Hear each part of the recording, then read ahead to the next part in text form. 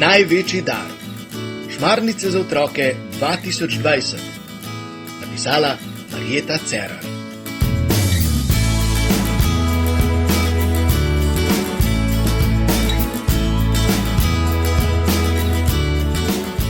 Drugi dan šmarnic. Na začetku. Včeraj, na prvi dan šmarnic, nam je 9-letna Polona predstavila svojo družino, ki šteje 8 članov. Živijo na majhni kmetiji na robu mesta. So povsem običajna družina. Počnejo vsakdanje reči, radi se imajo in vsak dan medse povabijo prav posebno gostjo, Marijo. Z njo so tako povezani, da je zanje kar članica njihove družine. No, pa začnimo.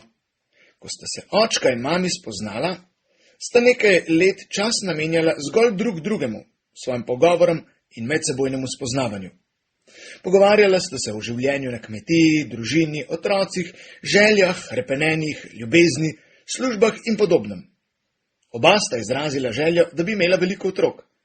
Potem je očka v nekem trenutku mami vprašal, ali bi postala njegova žena, in mami je vsa navdušena privolila. Tako sta se poročila in začela ustvarjati svojo lastno družino. A ne glede na to, kako sta si prizadevala, 3 leta nista mogla imeti otrok. Po 3 letih pa je mami končno zanosila. Vsa vesela sta povedala svojim bližnjim, da bodo imeli dojenčka, vendar veselje žal ni trajalo dolgo. Dojenček je umrl, ko je bil še v maminem trebuhu. Mami še danes pravi, da imamo v nebesih posebnega angela, ki nas čuva. Kar nekaj časa je bila zelo žalostna in z očkom nista vedela, ali bosta sploh lahko imela otroke. Neko nedeljo pa sta šla na izlet. Pot jo je zanesla na Svete Višarje, kjer stoji cerkvica, v kateri je prav poseben kip Marije. Tam sta bila pri sveti maši. Po maši sta stopila še k Marijinemu kipu, da bi tam molila. Mami je v svojem srcu močno prosila Marijo, da bi le dobila dojenčka. Tudi očka je prosil. Ko sta odhajala iz cerkve, jo je vstavil mož v preprosti obleki in jo nagovoril. Pozdravljena, romarja! Danes je lep dan za pogovor z Marijo. Res je rekla mami in želela oditi mimo. Mož jo je prijel za roko in rekel, ne boj se in zaupaj Mariji, kajti ona je tista, ki pomaga uslišati najbolj skrite želje srca. Mami je bila presenečena in vesela hkrati, da je slišala te besede. Shranila jih je globoko v svoje srce. In še danes jih včasih podeli z nami, ko nam želi povedati, kako pomembno je, da Mariji zaupamo in jo prosimo v lepih in težkih trenutkih.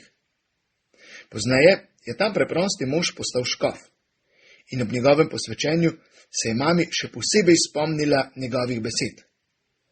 Od takrat pa je mimo že kar dosti časa. Očka in mami sta prosila Boga, naj po Marijini priprošnji usliši njuno prošnjo. In jo je. Najprej se je rodil Maks, takoj za njim Lučka, nato še jaz in Jaka. 4 blagoslovi, ki so včasih tudi pokore, nam reče mami in se pri tem zasmeji.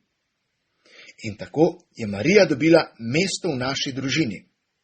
Ko se je rodil Maks, je mami postavila Marijin oltarček, ki na polici stoji še danes. Ob njem se vsak dan zahvali za vse, kar imamo. Naloga. Vprašaj starša, kako sta se spoznala in kakšna je njuna zgodba o ustvarjanju vaše družine. Skupaj zmolite ob oltarčku.